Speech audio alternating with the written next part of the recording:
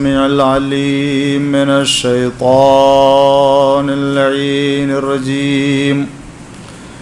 بسم الله الرحمن الرحيم.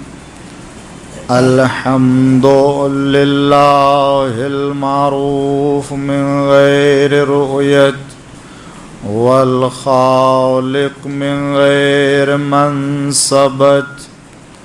خلق الخلائق بقدرته واستعبد الأرباب بعزته، وسعد العظماء بجوده.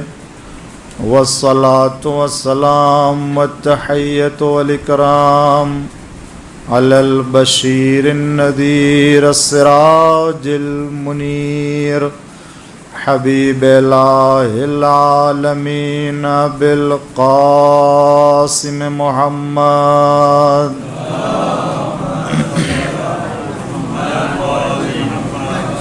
وعلى آله الطيبين الطاهرين المعصومين المظلومين المنتخبين المنتجبين المكرمين المتقين الصادقين الغر الميامين الذين أذهب الله عنهم الرجس وطهرهم تطهيرا. اللهم صل لا سيما الإمام المبين بقية الله في الأرضين الحجة الثاني عشر والمهدي المنتظر عجل الله تعالى فرجه الشريف، ولعنة الدائم على أعدائهم أجمعين من الآن إلى قيام يوم الدين.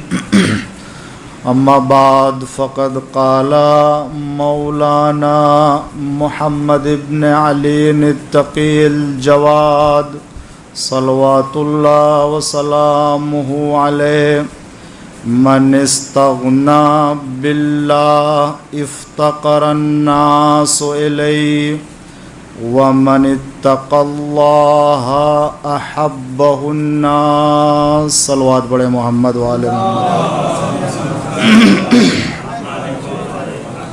سب سے پہلے اس مسرت کی شب میں اور خوشی کی رات میں ہم اپنے زمانے کے امام مہدی عجل اللہ تعالی فرجہ الشریف کی بارگاہ میں ولادت کی مبارکباد عرض کرتا ہوں. اس کے بعد تمام علماء مراج اعظام شیعیان آل محمد علیہ السلام دنیا کے جہاں بھی گوشے میں رہتے ہیں، مخصوصاً آپ کی خدمت میں تہہ دل سے مبارکباد عرض کرتا ہوں، اور آپ سب کے لیے نیک تمناؤں کے لیے بارگاہ پروردگار میں دست بدعا ہوں کہ پروردگار ہم سب کو امام جواد علیہ السلام کی شفاعت پانے والوں میں شمار فرمائے. ایک صلوات مل جل کر کے آپ حضرات بھیج دیجئے، پھر اپنے بیان کو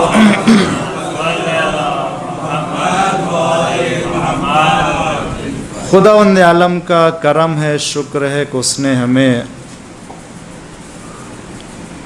جس امام کو قرار دیا تھا اسی امام کو مانا ہے. ہم نے مانا ہے خداوند عالم نے ہمارے لیے ہادی کو قرار دیا، یہ تو ایک شکر پروردگار ہے ہی ہے، لیکن اس سے بڑھ کے کرم پروردگار اور اس کی بارگاہ میں شکر بجا لانے کا موقع یہ ہے کہ ہم نے اسی امام کو مانا ہے جس کو خدا نے ہمارے لیے معین کیا تھا. ورنہ دنیا میں ہیں بہت سے امام کہ جن کو لوگوں نے اپنے لیے بنایا ہے اور قرار دیا ہے۔ اگر دنیا کے کسی ایسے ماحول میں ہوتے اور خدا نہ کردہ ایسے ہی امام کے ساتھ چل رہے ہوتے تو کون یہ ضمانت لے سکتا ہے کہ ہم اپنی تحقیق و جستجو کر کے اسے چھوڑ کے امام حق کے ساتھ آ جاتے۔ یہ کرم پروردگار ہے کہ اس نے ہمیں ایسے امام کے ساتھ قرار دیا ہے جس کو اس نے قرار دیا تھا ہمارے لیے۔ میں نے اس رات میں کہ جو ہمارے اور آپ کے نویں امام محمد تقی علیہ الصلاۃ والسلام کی ولادت باسعادت کی رات ہے، شب ہے، آپ ہی کے ایک بیان کو سرنامہ کلام قرار دیا ہے، اس لیے کہ اگر ہم امام کے فرمودات کو آپ کی ولادت کی شب میں نہیں سنیں گے تو کب سنیں گے؟ یہ موقع، اور غالباً اسی لیے ہمارے علماء نے یا مذہب میں یہ جو مناسبتوں کے اعتبار سے شب میں جشن کیا جاتا ہے یا شب میں مجلس ہوتی ہے یا شب میں محفلیں ہوتی ہیں، مناسبتوں کے زیادہ تر جو مناسبتوں میں شب میں ہوتی ہے، شاید اس کا فلسفہ بھی یہی ہے، ورنہ روز ولادت اور روز شہادت بھی اسے منعقد کر سکتے تھے اور برپا کر سکتے تھے۔ شب ولادت، شب شہادت، شب مناسبت میں پروگرام کرنا، جشن کرنے کا ایک فلسفہ، حکمت، اور اس کا راز یہ بھی ہے کہ ہم اس رات میں اس مناسبت کی کچھ باتیں سنیں تاکہ دن میں ہم اسے انجام دے سکیں، کہ جب رات میں ہم مجھے معلوم ہوگا، سنیں گے، سیکھیں گے، تو صبح اور روز جب وہ دن آئے گا تو ہم کم سے کم اس کے اوپر عمل کریں گے اور اسے اپنی زندگی میں لے کر کے آئیں گے۔ اسی لیے آپ رجب کا مہینہ ہے، الحمدللہ شعبان کا مہینہ آنے والا ہے، جو رجب جو امت کا مہینہ ہے، کتنے اعمال ہیں، ان تمام مناسبتوں میں شب میں محفلیں اور جشن پروگرام ہوگا، یہ بتایا جائے گا کہ ہمیں کیا کرنا ہے کل۔ تو الحمدللہ ہمارے یہاں یہ جو سسٹم بنا ہوا ہے، خالص تربیت شیعیان آل محمد کے لیے کہ کم سے کم وہ اپنے کردار کو اور اپنی سیرت کو سنوار سکیں اس امام کے کردار کو دیکھ کر کے جس امام کی ولادت کی مناسبت سے وہ بیٹھتا ہے اور سنتا ہے باتوں کو۔ تو ہمارے اور آپ کے امام جسے جواد الائمہ بھی کہتے ہیں، آپ کا لقب جواد ہے اور تقی ہے، لقب نام محمد ابن علی علیہم الصلاۃ والسلام ہے آپ کا۔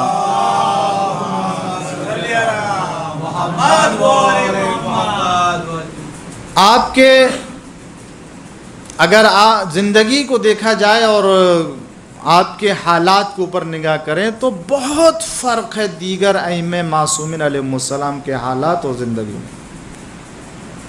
سب سے پہلی بات جو سامنے آتی ہے وہ یہی کہ ہمارے اور آپ کے 8ویں امام علی رضا علیہ الصلاۃ والسلام کا انتقال اور آپ کی شہادت جب ہوئی ہے تو اس وقت آپ کی عمر یعنی امام جواد علیہ السلام کی عمر شریف 7 سال کی تھی، کل 7 سال کی۔ اب آپ اندازہ کریں کسی بھی امام کی عمر جس وقت اس امام نے منصب امامت کو سنبھالا ہے، کسی امام کی عمر یہ نہیں تھی، امام زمانہ علیہ الصلاۃ والسلام کے علاوہ۔ ایک صلوات پڑھیں تو آپ کی عمر تو 5 سال تھی کہ منصب امامت جب آپ نے، لیکن چونکہ امام زمانہ علیہ السلام کی غیبت طولانی ہونے والی تھی، خداوند عالم آپ کو پردے غیب میں رکھنے والا، اور اس طریقے سے تو یہ، اور شاید ہو سکتا ہے، ممکن ہے یہ پروردگار عالم جس طریقے سے اور اپنے آخری ولی کے لیے انبیاء میں سنتوں کو قرار دیا ہے، نظیر قائم کی ہے تاکہ کسی کے لیے حیرت و تعجب کا سبب نہ قرار پائے، شاید ایک حکمت یہ بھی ہو کہ اس کے پہلے ایک امام کو 7 سال کی عمر میں منصب امامت پر فائز کر دیا جائے تاکہ آنے والے امام کے 5 سالہ منصب امامت پہ شک نہ کرنے پائے کوئی۔ صلوات پڑھ دیجئے محمد و آل محمد پر، کہ یہ 5 سالہ کیا ایسا بھی ہوا ہے، اور شاید اس لیے بھی کہ اپنے نمائندے کو پروردگار عالم بھیجنے والا تھا، مختلف عمر کے تقاضوں کے اعتبار سے، کسی کو 7 سال کی عمر میں، کسی کو 5 سال کی عمر میں، تو پروردگار عالم نے شاید اس کے پہلے ایک اور نظیر قائم کر دی تاکہ کوئی اعتراض نہ کر سکے کہ کیا 7 سالہ امام بھی کوئی امام ہو سکتا ہے، کہ جب قرآن پڑھے اور جناب عیسیٰ ابن مریم کا تذکرہ آئے تو وہاں پتہ چلے گا کہ جسے گہوارے میں پروردگار عالم نے قرار دیا وہ بھی اعلان کرتا ہے کہ خداوند عالم نے ہمیں نبی بنایا ہے اور کتاب عطا کی ہے۔ ایک صلوات پڑھ دیجئے محمد و آل محمد پر۔ اور اسی لیے جب امام رضا علیہ السلام سے آ کے کسی نے دریافت کیا اور پوچھا کہ مولا آپ کے بعد خدا نخواستہ آپ کی جو وہ شہادت ہو گئی، آپ دنیا سے چلے گئے، تو ہم کسے اپنا امام اور کس کی طرف ہم رجوع کریں گے؟ تو آپ کا وہ فرزند آپ کے سامنے تھا، آپ نے ان کو، چاہنے والے کو، اپنے اس بیٹے کی طرف متوجہ کیا، کہا یہ میرے بعد۔ اور تو اسے بھی حیرت ہوئی تھی کہ ایک تو آپ کے اس عمر میں بیٹا ہوا ہے، اور لوگ یہی کہہ رہے تھے کہ یہ کیسے امام ہے کہ جن کا کوئی بیٹا نہیں ہے، اور یہی لوگ تانا دے رہے تھے۔ آخر وقت میں اس طرح سے تو لوگوں کا یہ اندازہ تو ہو گیا تو کیا کیسے ہو سکتا ہے کہ یہ اس طرح؟ تو امام نے فرمایا کیا تم تعجب کرتے ہو، حیرت کرتے ہو؟ جب خداوند عالم جناب عیسیٰ ابن مریم کو گہوارے میں نبی بنا سکتا ہے تو پھر وہ ایک امام کو 7 سال کی عمر میں، 8 سال کی عمر میں امام اور منصب امامت پہ کیوں نہیں فائز کر سکتا ہے؟ تو حیرت و تعجب کی کوئی بات نہیں۔ اور اس طریقے سے تعارف کرایا تھا مولا نے، چاہنے والوں کو بتایا تھا، اور لوگ آتے تھے امام علیہ السلام کے سامنے زانو ادب طے کرتے تھے، بیٹھتے تھے، اور آپ کے اس اعجازانہ کیفیتوں کو اور ان تمام بیانات کو جو آپ اپنے خدا داد علم کے ذریعے سے لوگوں کو رہنمائی فرماتے تھے، اس سے انہیں یقین ہوتا تھا کہ ہاں یہ اگر کوئی کر سکتا ہے تو یہ ادھر سے ہی حاصل کردہ علم کے ذریعے سے کر سکتا ہے، کسی اور کے ذریعے نہیں۔ تو میں عرض کر رہا تھا کہ امام علیہ السلام کی عمر شریف 7 سال کی اس وقت، جس وقت منصب امامت پر فائز ہوئے، 17 سال امامت کے منصب پر فائز رہے، 17 سال، اور کل 25 سال کی عمر ہے۔ کتنی مختصر عمر ہے 25 سال میں، مگر آپ 25 سال دیکھیں کہ امام نے 25 سال کے عرصے میں قوم کو کتنا بڑا سرمایہ دیا ہے، امام نے قوم کو کتنی عمدہ طریقے سے رہنمائی کی ہے کہ آنے والی دنیا آج بھی اگر امام علیہ السلام کے ان تمام بیانات اور ان تمام سوال کے جوابات کو یکجا کر لے تو عالم اسلام میں اس سے بڑا کوئی ذخیرہ تعلیمات اسلام کا نہیں ہو سکتا ہے۔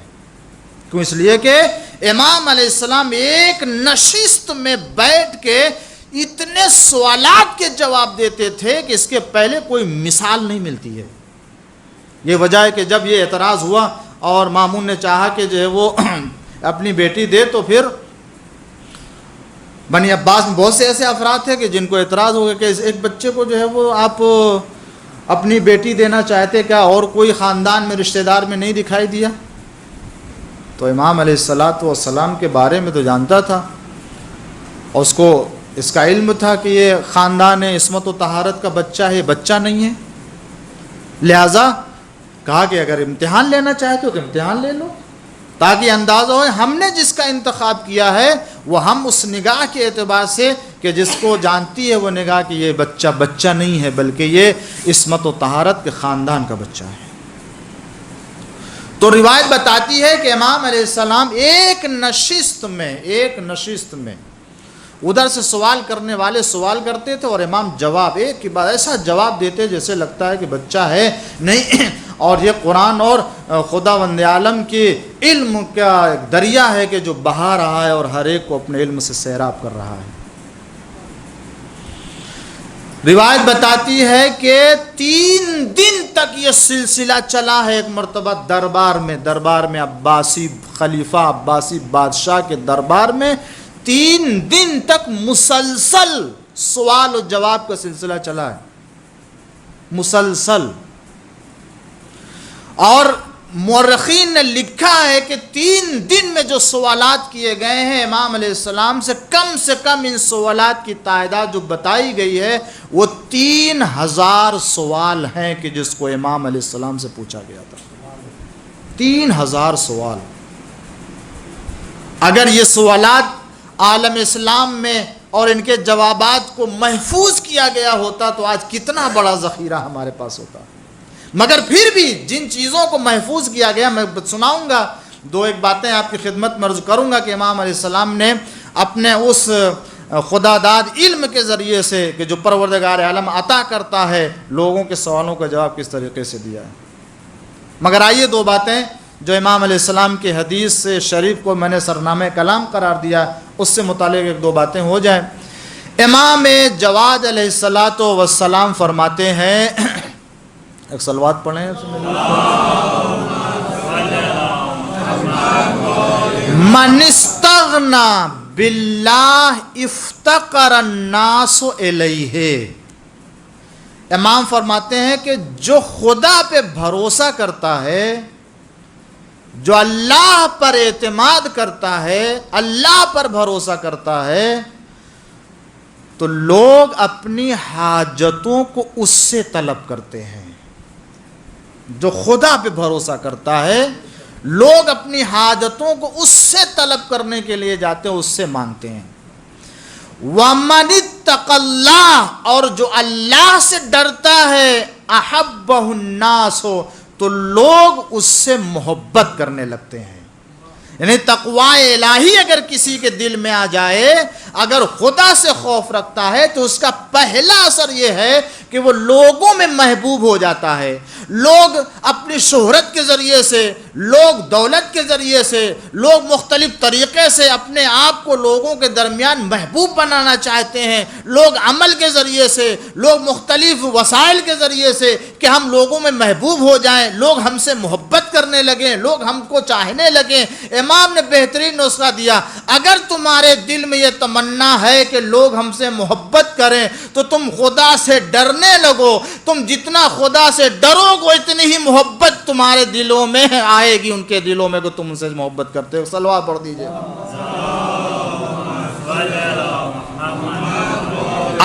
اگر محبوب بننا چاہتے ہیں بندگان خدا کے تو امام فرماتے ہیں کسی کام کے کرنے کی ضرورت نہیں ہے، تم خدا سے ڈرو، تقوی الہی اختیار کرو، خود بخود لوگ تم سے محبت کریں گے۔ اور آپ دیکھیے، آپ دنیا میں دیکھیے، جو واقعی مومن ہے، جو واقعی اللہ کا خوف رکھتا ہے، جو ڈرتا ہے، آیا اس سے لوگ محبت کرتے ہیں یا نہیں کرتے ہیں؟ جتنا تقوی اس کے پاس ہوتا ہے، جتنا خوف خدا ہوتا ہے، اتنا ہی وہ لوگوں کے درمیان محبوب ہوتا ہے۔ واقعی اگر متقی ہے، اگر واقعی وہ خدا والا ہے اور خدا سے ڈرتا ہے تو خدا جانے ہم نہیں محسوس کرتے، آپ بھی نہیں محسوس کریں گے، لیکن وہ لوگوں کے دلوں میں جگہ بنا کے رکھتا ہے۔ امام علیہ السلام نے فرمایا اگر خدا پہ بھروسہ کرو گے تو لوگ اپنی حاجتوں کو تم سے طلب کریں گے. نہیں معلوم کون سا رشتہ ہے کہ خدا پہ توکل ہے، اللہ پہ بھروسہ ہے، لوگ طلب کریں گے ہم سے. یہ کیا رشتہ ہے اس کا ہمیں نہیں معلوم، مگر پروردگار عالم کا نمائندہ ہے کہ جو اس بات کا اعلان کر رہا ہے کہ اگر تم خدا پہ بھروسہ کرو گے تو اپنی حاجتوں کو تم سے طلب کریں گے لوگ. افتقر الناس الیہ، لوگ تمہارے مجبور ہوں گے، لوگ محتاج ہوں گے تمہارے. شاید اس کا راز یہ ہو کہ جب ہم اللہ پہ بھروسہ کرتے ہیں، اللہ پہ توکل کرتے ہیں، تو دنیا کی کوئی شے خدا کو نظر انداز کر کے انسان حاصل نہیں کر سکتا ہے. اور جب کوئی شے حاصل نہیں کر سکتا، جب اس بندے خدا نے اللہ پہ سارا توکل کر لیا تو اللہ اس کا صلہ دیتا ہے کہ لوگوں کو اس کا محتاج بنا دیتا ہے کہ جو کچھ بھی ادھر سے ملنے والا ہے وہ ادھر سے ملے گا. ایک صلوات پڑھ دیجئے محمد والے محمد پر. شاید یہی وجہ ہے لوگ اعتراض کرتے ہیں کیا ضرورت ہے ولی خدا کے قبر پہ ان کے مزار پہ جانے کی، کیا ضرورت ہے وہاں طلب کرنے کی، مانگنے کی. اللہ سے مانگو، خدا سے مانگو، ان سے طلب کرو. انہیں نہیں معلوم، خود خدا کا نمائندہ کہہ رہا تم اللہ پہ پہلے بھروسہ کرو، اللہ خود تمہیں ایسا بنا دے گا کہ لوگ تمہارے پاس آئیں گے. تو یہ آپ دیکھیں تاریخ اٹھا کر کے ائمہ معصومین علیہ السلام، شاید اس کا فطری راز یہ ہے، کوئی مانے یا نہ مانے، یہ اس کا طبعی اور فطری راز یہ ہے، تقاضا یہ ہے کہ چونکہ ائمہ معصومین علیہ السلام سے بڑھ کے کوئی نہیں رہا جس نے خدا پر ایسا بھروسہ کیا ہو، اسی لیے روئے زمین پر کوئی ایسی بارگاہ نہیں ہے جہاں لوگ مانگنے کے لیے جائے سوائے اہل بیت طاہرین علیہ السلام کے بارگاہ کے. ایک صلوات پڑھ دیجئے محمد والے محمد پر.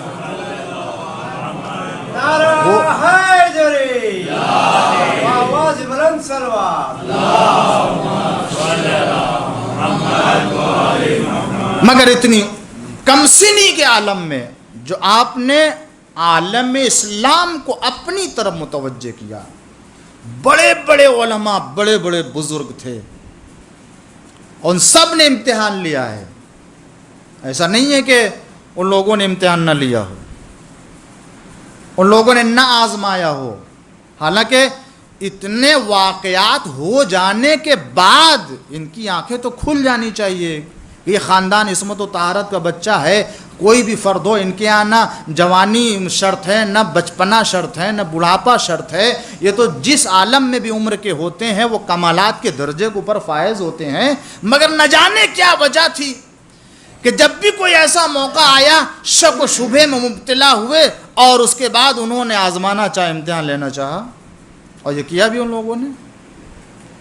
جب امام علیہ السلام کی شہادت ہو گئی 8ویں امام کی، تو اب یہ حالات ہے جن کی تفصیلات میں جانے کا موقع نہیں ہے کہ دیکھا اس لیے کہ ادھر امام علیہ السلام کو شہادت کے درجے پر یعنی وہ آپ کو زہر دیا، شہید کیا، اور لوگ اس طرح سے آپ جو ہے وہ بنی عباس کی حکومت سے نالا تھے، اور ادھر بنی عباس والے بھی وہ بھی حکومت سے نالا تھے.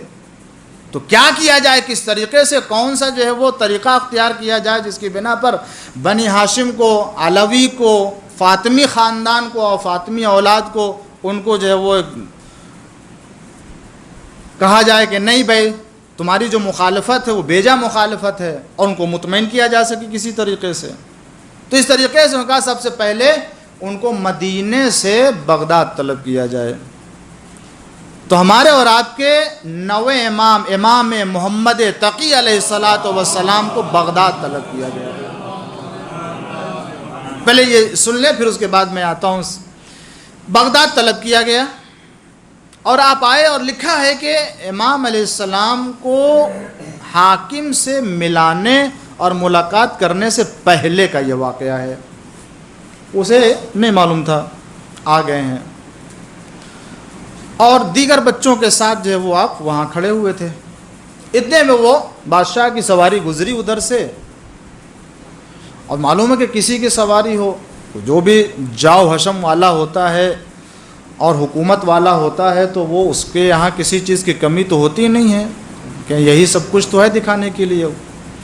لہٰذا وہ جب اس کی سواری گزری تو اب وہ جو بھی ہے وہ کھڑا ہو جائے، جو بھی ہے وہ ہٹ جائے، جو بھی ہے وہ اس کا استقبال کرے، اور وہ جتنے بچے تھے وہ سب دیکھ کر کے فوراً بھاگ کھڑے ہوئے، مگر امام اپنی جگہ پہ اسی طرح اطمینان کے عالم میں کھڑے رہے۔ قریب آئی سواری، اور جو قریب سواری آئی تو اس کے بعد کہنے لگا کہ یہ کون بچہ ہے، اور کیوں جو ہے وہ آپ نہیں گئے جس طریقے سے دوسرے بچے چلے گئے، یعنی جس طریقے سے دوسرے بچے بھاگ کھڑے ہوئے تم کیوں نہیں بھاگے۔ یہ جملہ خود بتاتا ہے کہ جس نے پہلی بار اس بچے کو دیکھا ہے وہ بھی پہچانتا ہے کہ یہ بچہ عام بچے کی طرح سے نہیں ہے۔ یہ خود کہہ رہا ہے کہ جس طریقے سے اور بچے بھاگ گئے آپ کیوں نہ بھاگے۔ اس کا مطلب یہ کہ اپنے زبان سے خود یہ کہہ رہا ہے کہ ہو نہ ہو یہ وہ ایسا بچہ ہے کہ جو عام بچوں کی طرح سے نہیں، ورنہ یہ بھی بھاگ جاتا۔ تو عجیب جواب دیا، یعنی عمر دیکھیں اور اس کے بعد جو حکمت کی بات دیکھیں۔ کا 3 وجہ ہو سکتی ہے ہمارے یہاں سے بھاگ جانے کی، یہاں سے چلے جانے کی۔ پہلی بات تو یہ کہ میں نے کوئی جرم کیا ہوتا، کہ آپ کی سواری آ رہی ہے اور آپ مجھے سزا دیں گے، میں ڈر گیا ہوتا اور آپ کے ڈر کی بنا پر میں یہاں سے بھاگ جاتا کہ میں نے جرم کیا ہے، تو میں نے کوئی جرم نہیں کیا۔ دوسری بات یہ ہے کہ اگر راستہ تنگ ہوتا اور اتنی جگہ نہ ہوتی کہ آپ کی سواری وہاں سے گزر نہیں سکتی ہے تو میں ہٹ جاتا کہ بھائی آپ کی سواری چلی جائے اس لیے کہ راستہ تنگ ہے، تو راستہ بھی تنگ نہیں ہے کہ آپ کی سواری وہاں سے گزرنے میں جو دشواری ہو رہی ہے اس طرح سے۔ اور تیسری بات یہ ہے کہ یا تو آپ خود ظالم ہیں اور ظالم کے ظلم سے خوف کھا کر کے انسان کو فرار کرنا چاہیے، بھاگ جانا چاہیے۔ اب میں نے خود بتا دیا، ان تینوں باتوں میں سے بتا دے، کیا میں نے کوئی جرم کیا ہے، کیا راستہ تنگ ہے، یا تو ظالم ہے کہ جس کی بنا پر میں ڈر کے بھاگ جاؤں، یہاں سے ہٹ جاؤں؟ تو جواب تو دے نہیں سکتے، کہاں بزرگوں سے بحث نہیں کیا کرتے ہیں۔ اور اس کے بعد جو ہے وہ آگے بڑھ گیا وہاں پر۔ اب وہ شکار کرنے کے لیے جا رہا تھا، اپنے ساتھ ایک باز پرندہ لیے ہوا تھا۔ جانتے کہ جو پرندہ ہوتا ہے وہ شکاری پرندہ ہوتا ہے، جسے کسی پرندے کے پیچھے ڈالا جاتا ہے تو اس کا شکار کر کے لاتا ہے پرندہ۔ وہ اپنے ہمراہ شوق تھا شکار کا، وہ گیا وہاں سے آگے بڑھ گیا۔ اب وہ جو آگے بڑھا تو جب دیکھا صحرا میں پہنچا، وہاں بیابان میں، تو دیکھا ایک پرندہ، اور اس نے اپنے شکاری پرندے کو چھوڑا تاکہ اس کے پاس جائے اور اس کا شکار۔ اب جو وہاں پہنچا، چھوڑا اس نے اس پرندے کو، شکاری پرندے کو، وہاں گیا، وہاں کیا دیکھا کہ بادلوں کے بیچ میں ایک پرندہ ہے، مگر بادلوں میں یہ جو بادل دریا سے اٹھ کے اوپر گئے تھے، دیکھا کہ وہاں کچھ چیزیں پائی جاتی ہیں، تو وہ پرندہ تو نہ ملا، مگر یہ شکاری پرندے نے وہاں بادلوں کے جگہ یا اس میں کسی حصے میں جو پانی سے چھوٹی چھوٹی مچھلیاں پائی جا رہی تھیں اور وہ بادلوں کے ہمراہ اوپر پہنچ گئی تھی، اس باز پرندے نے بادل سے چھوٹی چھوٹی جو مچھلیاں تھیں ان کو اپنے منقار میں لے کر کے شکار کر کے لا کے اسے حاکم کو دے دیا۔ اس نے بھی دیکھا کہ یہ پرندے کے منقار میں یہ چھوٹی چھوٹی مچھلیاں کیسے آ گئیں، تو بہرحال اس کو تعجب ہوا اور حیرت ہوئی۔ تو اب نے کہا ٹھیک ہے۔ اب وہ جب واپس وہاں سے چلا تو اسی جگہ پر آیا جہاں پر وہ سب بچے کھڑے ہوئے تھے، اور جب اس کی سواری وہاں پہنچی تو دیکھا پھر وہی بچے سارے فرار کر گئے، چلے گئے، مگر امام علیہ السلام وہاں کھڑے رہے، اور رک گئی سواری اس کی وہاں کے۔ کہا کہ پھر آپ وہیں کھڑے رہے، اور جس طریقے سے اور بقیہ بچے چلے گئے اور آپ نہیں یہاں سے گئے؟ تو امام نے کہا کہ یہ تیری سواری ہے، تو آیا تھا، یہی ساری باتیں تو نے کی، میں نے تو بھی پہلے بتا دیا تھا کہ بھائی کیا 3 باتوں میں سے تو اگر پہلے اعلان کر دیتا تو میں چلا جاتا یہاں پہ۔ تو نے بھی تو نہیں کہا کہ میں کیا ہوں، ظالم ہوں، راستہ تنگ ہے، یا یہ کہ میں نے کوئی جرم کیا ہے، تو کچھ تو ہوتا۔ اور پھر اس کے بعد یہی کہ آپ بڑی حکمت کی باتیں کرتے ہیں، اور اب تو پھر اس میں اگر ایسی باتیں ہیں تو پھر اس نے فوراً جو اس کے ہاتھ میں چھوٹی مچھلی تھی اس کو اس نے ہاتھ میں لے لیا اور بند کر لیا. بند کرنے کے بعد کہا اچھا اگر آپ کے پاس اتنا علم ہے اور آپ یہ حکمت کی باتیں کرتے ہو تو بتا دیجئے کہ میرے ہاتھ میں کیا ہے. امام علیہ السلام سے دریافت کہ بتاؤ کہ میرے ہاتھ میں کیا چیز پائی جاتی ہے. امام علیہ السلام کے لیے سوال کا جواب دینا تو کوئی دشوار تھا ہی نہیں، مگر امام علیہ السلام اس جواب کے ذریعے سے بتا دینا چاہتے کہ دیکھو تم جس بچے کا امتحان لے رہے ہو تمہیں یقین ہونا چاہیے کہ یہ کوئی عام بچہ نہیں ہے، معمولی بچہ نہیں ہے. جیسے ہی اس نے سوال کیا کہ بتاؤ میری مٹھی میں کیا ہے، ایک مرتبہ امام نے آواز دی کہ پروردگار عالم نے زمین و آسمان کے درمیان کچھ دریا کو پیدا کیا ہے، اس دریا میں خدا نے مچھلیوں کو پیدا کیا ہے، اور وہ بادل ہواؤں کے ذریعے سے چھوٹی چھوٹی مچھلیاں جب اوپر جاتی ہیں تو یہ دنیا میں جن کو اقتدار و حکومت مل جاتی ہے تو یہ شوق ہوتا ہے ان کو شکار کرنے کا، تبلیغ و ہدایت کے علاوہ ان کو قرآن و اسلام کی تعلیمات کو پھیلانے کے علاوہ ان کو شکار کرنے کا شوق ہوتا ہے. اور یہ جب اپنے ہمراہ شکاری کو لے جاتے ہیں اور وہ شکاری جب ان بادلوں سے چھوٹی چھوٹی مچھلیوں کو لے کر کے آتے ہیں اور یہ جب بادشاہ کو دے دیتے شکاری تو وہ اپنی مٹھی میں بند کر کے خاندان عصمت و طہارت کے بچے کا آ کے امتحان لیتے ہیں کہ تمہاری مٹھی میں کیا ہے. بتا دیا کہ دیکھو اگر یہاں کا علم ہوتا تو نہ بتا پاتا، مگر چونکہ وہاں کا علم تھا اس لیے میری نگاہوں سے کوئی چیز مخفی نہیں ہوتی. ایک صلوات پڑھ دیجئے محمد وآل محمد پر. آپ دیکھیں جو اتنے سوالات کیے، آپ میں کسی امام کی زندگی میں کسی امام معصوم کی حیات میں میں نے نہیں دیکھا اتنے مناظرے اور اتنے بڑے بڑے اہتمام کیے گئے ہوں، علمی اعتبار سے ان سے پوچھا گیا ہو، دریافت کیا گیا ہو امام علیہ الصلوۃ والسلام سے. اور یہی وجہ ہے کہ امام علیہ السلام نے ان تمام سوال کا جواب جس انداز سے پوچھا گیا ہے اس سے بہتر انداز سے آپ نے جواب دیا ہے. اس لیے کہ یہ ہنر ہونا چاہیے انسان کو کہ جواب تو دینا ہی ہے، جواب دینے کے علاوہ سوال کرنے کا بھی ہنر ہونا چاہیے انسان کو کہ سوال بھی پوچھا جائے تو کیسے پوچھا جائے. اور یہی وجہ ہے کہ جب امتحان اور آزمائش کے لیے تمام بڑے بڑے علماء کو جمع کیا گیا اور اکٹھا کیا گیا کہ آج ان کا آخری امتحان ہوگا اور آخری آزمائش ہوگی، اور اس میں یہ طے ہو جائے گا کہ حاکم نے خاندان بنی عباس کو چھوڑ کر کے جس بچے کا انتخاب کیا ہے دامادی کے لیے آخر راز کیا، حکمت کیا. اور یہ بھی چونکہ علمی شوق رکھتا تھا، مناظرے کرواتا تھا، اس کو بھی معلوم تھا، اہتمام کرایا تھا اور بڑے بڑے علماء کو بلایا تھا. یحییٰ بن اقسم بغداد کا قاضی القضات تھا جس کو بلایا گیا تھا کہ تم ایسے سخت سوال بنا کے لاؤ کہ جس کا جواب نہ دے سکیں. اور یحییٰ بن اقسم جو قاضی القضات اس نے بھی ایسے سوال مرتب کیے تھے کہ وہ اپنی دانش میں یہ سمجھ رہا تھا کہ اس کا جواب کسی کے پاس نہیں ہو سکتا ہے. اب توجہ کر عزیزو، دیکھیں امام نے اس زمانے میں اپنی اس کم سنی میں جو کمالات کا مظاہرہ کیا ہے وہ آج تاریخ میں درج ہے. اگر ان چیزوں کو پیش کیا جائے کہ اس عمر میں امام سے ایسے سوالات کیے جا رہے ہیں اور وہ جواب دے رہا ہے تو یہی ہدایت کے لیے مسلمانوں اور انسانوں کے لیے کافی ہے. اور جو اس نے سوال کیا، کیسا سوال کیا جانا ہوا ہے، یہ آپ کو مشہور ہے، مگر میں تھوڑی سی وضاحت اس کی اس انداز سے کرنا چاہتا ہوں کہ اندازوں کہ ایسے ہی یہ سوال نہیں کر لیا گیا تھا امام کی بارگاہ میں آ کر کے بزم میں. اس لیے کہ آپ دیکھیں کوئی بھی اسلامی احکام اور اسلامی قوانین میں بہت سے ایسے احکام ہیں کہ جو آسانی سے ذہن میں انسان کے آ جاتے ہیں، مگر کچھ ایسے ہیں کہ جو بار بار انسان پڑھتا ہے مگر پھر بھی نہیں آتے ہیں، جن کو سمجھنے کے لیے بھی انسان کو بار بار پڑھتا ہے. کچھ ایسے کام ہیں جس کے لیے ہم اور آپ نہیں ایک مرجع کو بھی ضرورت ہوتی ہے دیکھنے کے لیے.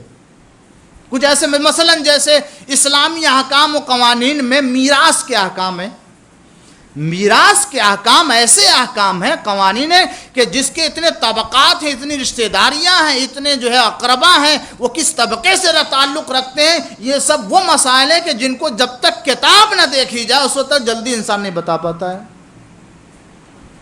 یا اور دیگر مسائل ہیں، حج کے مسائل ہیں اسی طریقے سے. اور حج کے مسائل میں بھی کچھ ایسے مسائل ہیں کہ جو سخت ترین مسائل پائے جاتے ہیں. آپ میں سے کتنے جنہوں نے حج کیا، عمرہ کیا ہے، اور جنہوں نے نہیں کیا خداوند عالم انہیں توفیق عطا کرے کہ وہ، اور جنہوں نے کر لیا اللہ تعالیٰ بار بار انہیں توفیق عطا فرمائے. کتنے آپ نے حج کیا، عمرہ کیا، زیارت کی، گئے وہاں پر، آپ نے حج و عمرے کی کتاب لی، بک لیا، لینے کے بعد آپ نے کم سے کم عمرہ تمتع یا عمرہ مفردہ کے مسائل پڑھتے ہیں تاکہ کم سے کم ہمیں جو کچھ وہاں کرنا ہے وہ معلوم ہو. لیکن جب پڑھتے ہیں تو انہی مسائل کو پڑھتے ہیں جن کی ضرورت ہوتی ہے، اور جن کی ضرورت نہیں ہے ادھر بھی انسان متوجہ نہیں ہوتا ہے. مثلا فرض کر لیے، یہ تو سب جانتے ہیں، ہر انسان جانتا ہے کہ اگر کسی انسان نے حالت احرام میں کسی عمل کو انجام دیا تو کیا حکم ہوگا، مگر کیا، کب، مسائل کیا پڑھ رہا، عمرہ مفردہ کے مسائل پڑھ رہا ہے. تو جب عمرہ مفردہ کے مسائل پڑھو تو اسے پتہ ہے کہ احرام کس چیز کا ہے. تو جتنے بھی حرام چیزیں ہوتی ہیں ان تمام چیزوں کی طرف نگاہ جاتی ہے، اس کی پڑھ لیتا ہے، وہ چیزیں ہیں. لیکن اس میں بھی کچھ ایسی حرام چیزیں ہوتی ہیں جن کا تعلق نہیں ہوتا ہے حاجی سے، عمرہ کرنے والے سے، تو اسے نہیں پڑھتا، وہ آگے نکل جاتا ہے. مثلا فلاں چیزیں حرام ہیں، آئینہ دیکھنا حرام ہے، مثلا جو ہے وہ خوشبو لگانا حرام ہے، خون نکالنا، کنگھی کا، یہ ساری چیزیں اس کے اندر پائی جاتی ہے سائے میں، یہ معلوم ہے کہ یہ چیزیں حرام ہیں. لیکن جیسے ہی ہم پڑھتے پڑھتے شکار کی جگہ پر آتے ہیں، وہاں سے ہم آگے بڑھ جاتے ہیں یا نہیں؟ اس لیے کہ وہاں کون شکار کرے گا، کون نکاح کرے گا، کون شادی کرے گا، کون عقد کرے گا، یہ سارے وہ مسائل جو انسان پڑھنے والا بھی نہیں پڑھتا ہے اسے. اب دیکھیں کون سا مسئلہ لے کے آیا تھا یحییٰ بن اقسم. ان مسائل میں احکام اسلام کے جو تو سخت ترین موضوع پایا جاتا ہے، اور اس موضوع میں بھی جو سب سے زیادہ سخت مسئلہ ہے شکار کا، کہ جسے انسان کبھی دیکھتا نہیں ہے، دیکھنے والا بھی اس کی طرف متوجہ نہیں ہوتا، جو انسان کے ذہن میں نہیں ہوتا ہے کہ یقیناً یہ ایسا ہوگا کہ جس کی طرف توجہ نہیں ہے اور جواب نہیں دے سکیں گے. اسی لیے اس نے پوچھا کہ بتائیے حضور کہ اگر کوئی احرام کی حالت میں شکار کر لے تو اس کا کفارہ کیا ہوگا. اب وہ اگر ہمیں پتہ بھی ہو کہ کون سا احرام ہے، تب بھی شکار ایسا مسئلہ ہے کہ جس کو دیکھنا پڑے گا. مگر ایسے ہی جیسے اس نے کہا، امام نے فرمایا کہ پہلے اپنے سوال کو تو واضح کر. تو کمرہ واضح کر. ایک آدمی، میں دو نہیں کہہ رہا ہوں، ایک آدمی نے شکار یہ بھی پتہ ہے اس کا کفارہ کہ اس میں تو بالکل واضح ہے. کون سی ایسی بات ہے کہ جو مبہم ہو اور یہ واضح نہ ہو؟ امام نے فرمایا پہلے تو یہی واضح نہیں ہے کہ احرام کی حالت میں ایک انسان نے شکار کیا تو یہ بتا دے کہ احرام کون سا احرام ہے. اس لیے کہ احرام عمرہ مفردہ کا ہوتا ہے، احرام عمرہ تمتع کا ہوتا ہے، احرام اور بھی دوسرا احرام کون سا احرام میں تھا حاجی، اور یہ کس احرام کو اس نے پہنا تھا جس کے بعد شکار کیا تھا. اور اس کے بعد یہ واضح نہیں کہ یہ آدمی کون سا، یہ آدمی کا مطلب کیا ہوتا ہے. ایک آدمی کہ یہ آدمی کیسا تھا. یہ آدمی آیا جس آدمی نے شکار کیا احرام کی حالت میں، یہ آدمی کہاں تھا؟ یہ آدمی عالم تھا، جاہل تھا، یہ عالم بالغ تھا، یہ آدمی بالغ تھا یا غیر بالغ تھا. یہ انسان جس نے شکار کیا ہے کہاں شکار کیا؟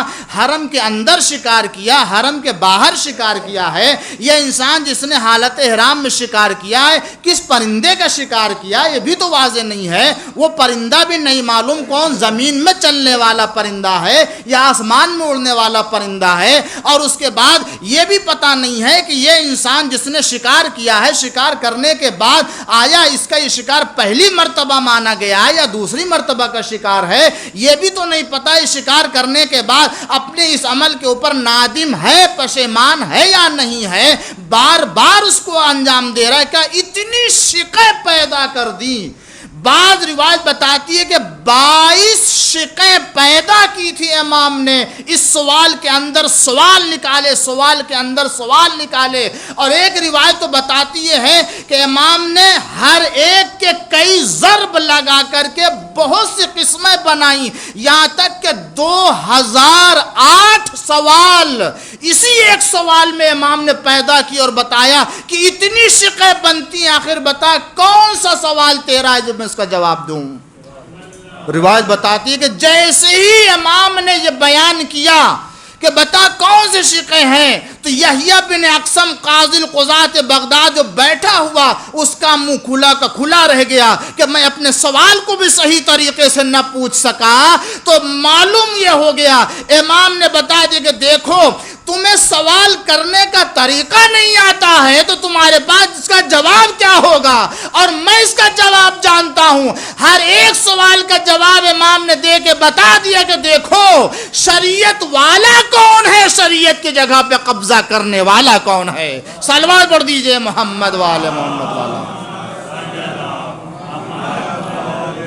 تمہیں کیا پتا کہ یہ شریعت کے احکام کیا ہوتے ہیں، ہر ایک حرم کے اندر ہوا، حرم کے باہر ہوا ہے، بالغ ہے غیر بالغ ہے، اس سب کی حکمت کو بیان کیا امام علیہ السلام نے۔ اور اس کے بعد امام نے فرمایا اچھا اگر تو اجازت دے تو میں بھی سوال کروں۔ اب ظاہر سی بات ہے وہی تو امام کے سوال کا جب امام سے اتنے سوالات کیے تو خود اسے اندازہ ہو گیا کہ جب ایک سوال میں اتنے سوال امام نے ہم سے کر ڈالے تو پھر ان کا سوال ہمارے لیے کیسا ہو۔ کہا نہیں پوچھے، اب جو قاضی القضات ہے، بھرا دربار ہے، یہ سن لینا آسان ہے عزیزو اس مجمع میں، لیکن یہ جس مجمع میں، جس دربار میں، جس بزم میں، علماء کے جس مجمع میں یہ ساری چیزیں ہو رہی تھیں، اور جہاں ایک چھوٹا سا بچہ ہے، کم سن بچہ ہے، اور جہاں یہ قاضی القضات بغداد کا بیٹھا ہو، بڑے بڑے علماء بیٹھے ہوں، ایسے عالم میں رسوا نہیں ہوگا تو کیا ہوگا؟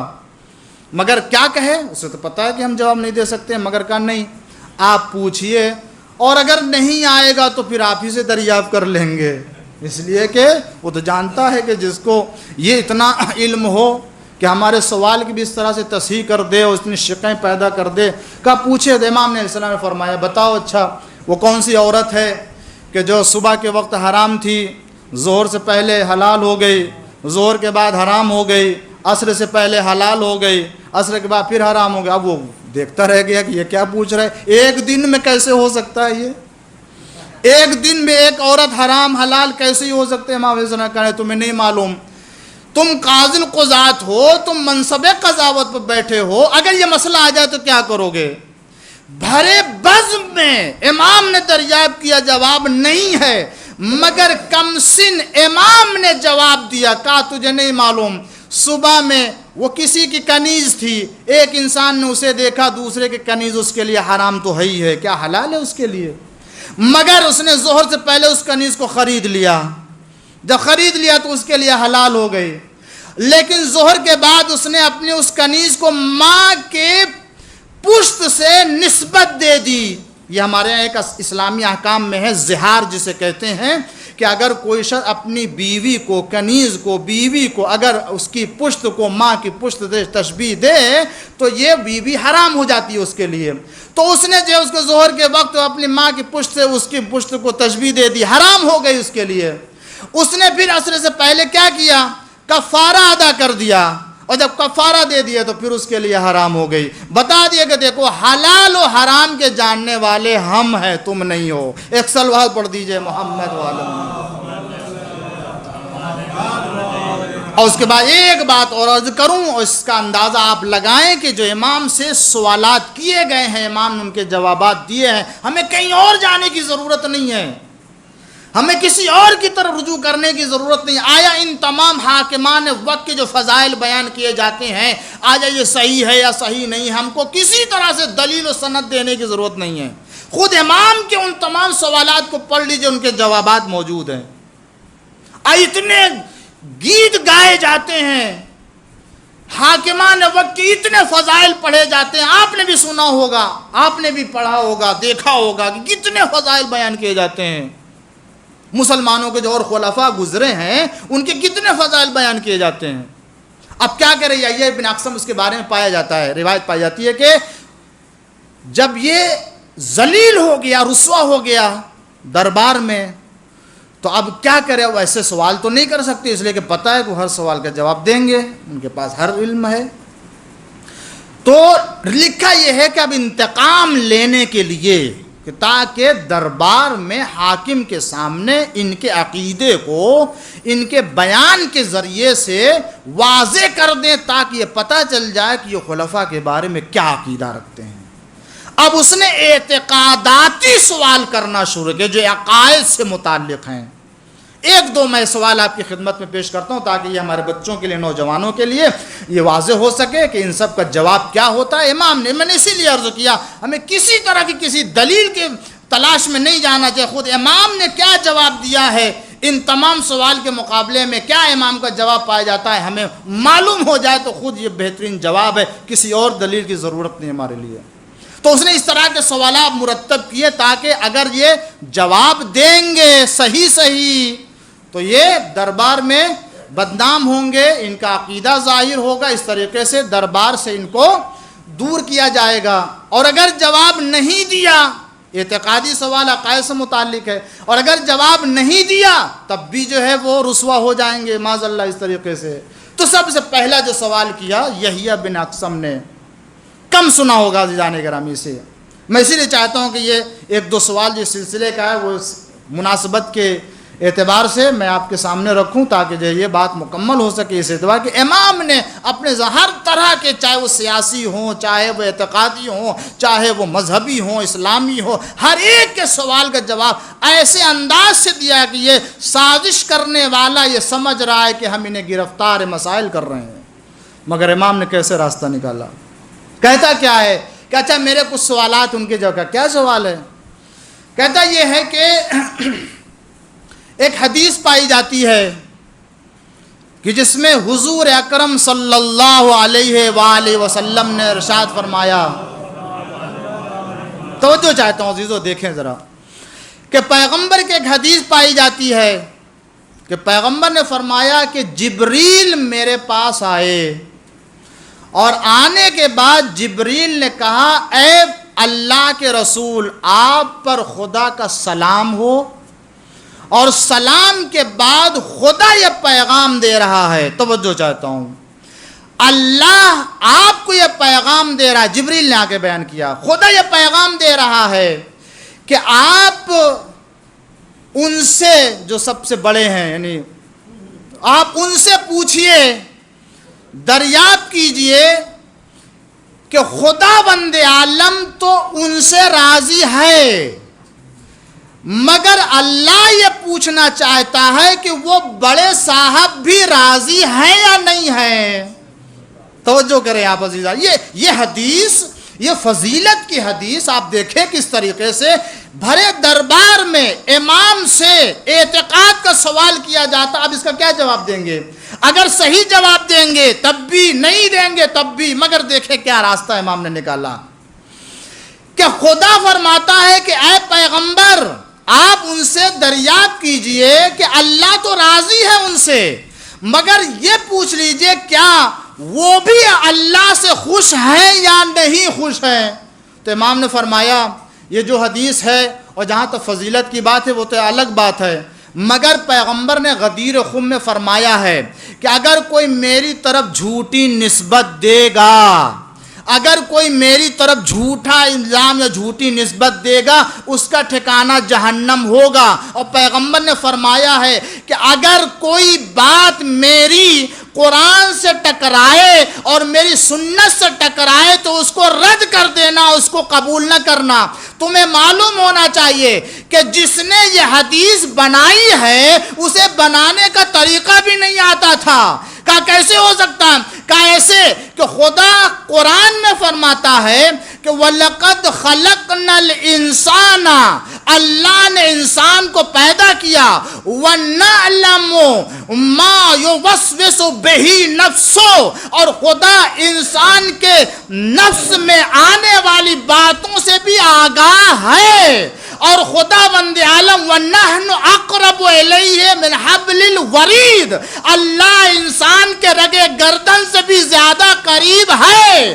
اللہ تو یہ فرماتا ہے کہ اپنے بندوں کے سینوں میں، ان کے دلوں میں ابھرنے والی ہر باتوں سے واقف ہے، اور یہ حدیث کہہ رہی ہے کہ اللہ کو پتہ ہی نہیں ہے کہ وہ راضی ہے یا راضی نہیں ہے۔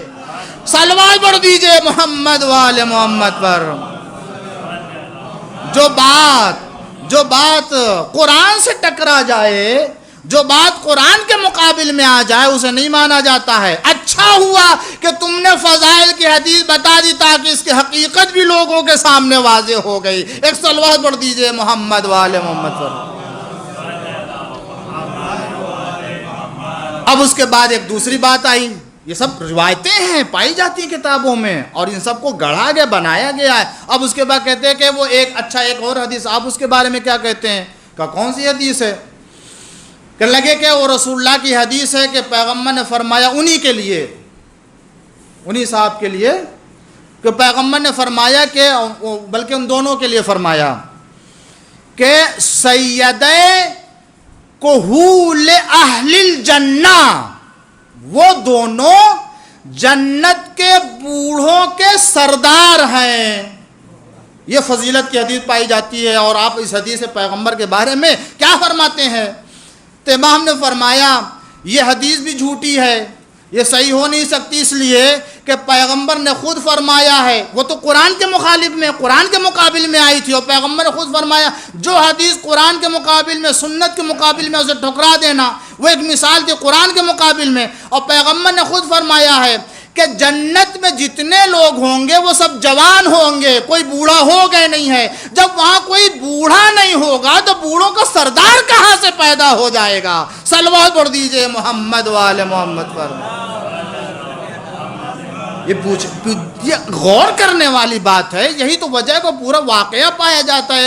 ضعیفہ تھی، چلی جا رہی تھی، پیغمبر نے فرمایا کہ میں جنت میں جاؤں، پیغمبر نے کہا نہیں تم جنت میں نہیں جاؤ گی۔ مومنہ بیچاری بوڑھی، پیغمبر نے فرمایا نہیں تم جنت میں نہیں جاؤ گی، اور بیچاری فریاد کرنے لگی، آہ بکا۔ اب ادھر سے جناب سلمان یا بزرگ گزرے، انہوں نے کہا کیوں رو رہی ہو؟ کہا پیغمبر نے فرمایا کہ آپ جنت میں نہیں جا سکتے۔ کیوں؟ کہا کیوں؟ اس لیے کہ بوڑھی ہو۔ اب اس کے بعد جب جناب سلمان یا ابوذر نے سنا تو وہ بھی رسول کے پاس آئے، حضور کے پاس، بالکل صدمے میں کہ کیا ہوا؟ حضور آپ نے فرمایا ہے کہ کوئی جو ہے وہ آپ جنت میں نہیں جائیں گے، تو میں بوڑھا تو پیغمبر نے فرمایا کہ ہاں میں نے کہا ہے۔ اس کے بعد آپ نے اس کی علت بتا دی کہ ہاں وہ مومنہ بھی جائے گی، تم بھی جاؤ گے، مگر اس بڑھاپے میں نہیں جاؤ گے، اللہ تمہیں جوان کر کے جنت میں بھیجے گا۔ تو جتنے بوڑھے ہیں وہ سب جوان ہوں گے۔ نہیں معلوم ان کی عقل کو اہل بیت کے حدیث کے مقابل میں بنانے میں کیا ہو گیا تھا۔ شاید یہی وجہ ہے، چونکہ پیغمبر نے فرمایا تھا کہ الحسن والحسین سیدی شباب اہل الجنہ، تو ان کو اس حدیث کے مقابل میں بنانے کا طریقہ بھی نہ آیا کہ کیا بنایا جائے۔ بتا دیا کہ دیکھو جو اہل بیت کا مقابلہ کرتا ہے وہ اسی طریقے سے رسوا کر دیا جاتا ہے۔ ایک صلوات پڑھ دیجئے محمد وآل محمد پر۔ تو یہ تمام وہ باتیں تھی کہ جس کو امام علیہ السلام نے ان سوالوں کا جواب دے کر کے، بہت سی اس طرح کے یہ اعتقاداتی جو سوال ہیں، میں وقت پورا ہو رہا ہے میں نہیں بیان کر سکتا ہوں، ورنہ یہ اعتقاداتی جو سوال اسی طرح کے نہ جانے کتنے فضائل کی حدیثوں کو امام سے پوچھا، امام نے اسی طریقے سے قرآن اور حدیث کے مقابل میں آنے والے روایتوں کو بتایا کہ یہ نہیں، جھوٹی ہے، یہ گڑھی ہوئی ہے، یہ وضع کی گئی ہے، یہ حدیث ہو نہیں سکتی ہے۔ امام علیہ السلام نے اپنے چاہنے والوں کی رہنمائی فرمائی ہے اس طریقے سے۔ اور ایک حدیث آخر کلام میں امام کے برائے تبرک اور تیمناً، تاکہ اس حوالے سے یہ بات مکمل ہو سکے کہ ہمیں کیا کرنا چاہیے۔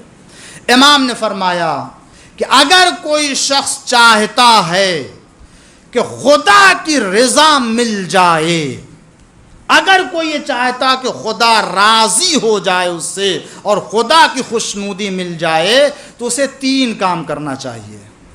کون سا 3 کام؟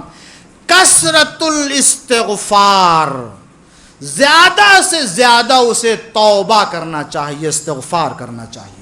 یہ ماہ رجب کا مہینہ ہے، اس میں خود استغفار کرنے کی تاکید کی گئی ہے۔ ہمارے اور آپ کے 9 امام خود فرماتے ہیں کثرت استغفار سے اللہ کی رضا جلدی مل جاتی ہے۔ اس کے بعد دوسرا کا امام فرماتے ہیں ولین الجانب، دوسرا کام یہ ہے کہ جب تم کسی سے ملو تو بڑی نرمی سے ملو، حسن اخلاق سے ملو، کردار سے ملو، اچھے اخلاق سے ملو، نرمی سے ملاقات کرو۔ جب تم کسی سے ملاقات کرو، امام فرماتے تم لوگوں سے نرمی اور بڑے احترام سے ملو گے، پروردگار عالم تم سے راضی ہو جائے گا۔ اس کے بعد امام فرماتے ہیں کہ تیسری چیز جس کے ذریعے خداوند عالم راضی ہوگا، کثرت الصدقہ، زیادہ سے زیادہ صدقہ دینے سے۔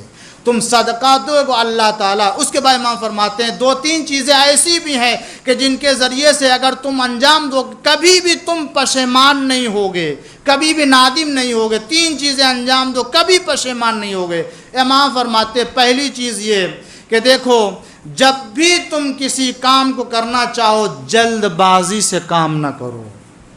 ترک العجلہ، عجلت پسندی اختیار نہ کرو، عجلت پسند نہ ہو، جلدی کسی کام یعنی جلد باز نہ ہو۔ جب انسان کسی چیز کو جلدی میں فیصلہ کرتا ہے، جلد بازی کرتا ہے، تو بعد میں پشیمانی ہوتی ہے۔ اس کے امام فرماتے ہیں دوسرا کہ مشورہ کر لیا کرو، اپنے کام کو کرنے سے پہلے مشورہ کر لو، مشورہ کرو گے کبھی بھی تم پشیمان نہیں ہوگے۔ تیسرے اور آخری بات اپنی بات کو تمام کروں، امام فرماتے ہیں جب مشورہ کر لو اور مشورہ کرنے کے بعد جب کسی کام کو انجام دینے کا ارادہ کر لو تو اللہ پر بھروسہ کر کے اسے انجام دو۔ اللہ پہ بھروسہ کرو گے، پروردگار عالم کبھی شرمندہ نہیں کرے گا۔ انہی باتوں کے ساتھ میں اللہ کی بارگاہ میں دعا کرتا ہوں، پروردگارہ بحق الزہرا و ابیہا و بال و بنیہا والسر المستودفیہ امام زمانہ کے ظہور میں تعجیل فرما۔ پروردگار ہم سب کی اس عبادت کو قبول فرما۔ اے اللہ ہم سب کے چھوٹے بڑے گناہوں کو معاف فرما۔ پروردگار شب ولادت شب مسرت ہے، اپنے آخری ولی کے ظہور کو مقدر فرما۔ پالنے والے دنیا میں شیعہ مسلمان جہاں بھی آباد ہیں، اے پروردگار ان کے جان مال اولاد اسباب کی حفاظت فرما۔ پالنے والے ہمارے ماں باپ کے چھوٹے بڑے گناہوں کو معاف فرما۔ پروردگار دنیا میں محبت اور ولایت اہل بیت کے ساتھ رہنے کی توفیق عطا فرما۔ روز قیامت امام کی شفاعت سے سرفراز فرما۔ پروردگار ہم سب کو محمد آل محمد کے جوار میں جگہ عطا فرما، بحق محمد و آلہ الطاہرین۔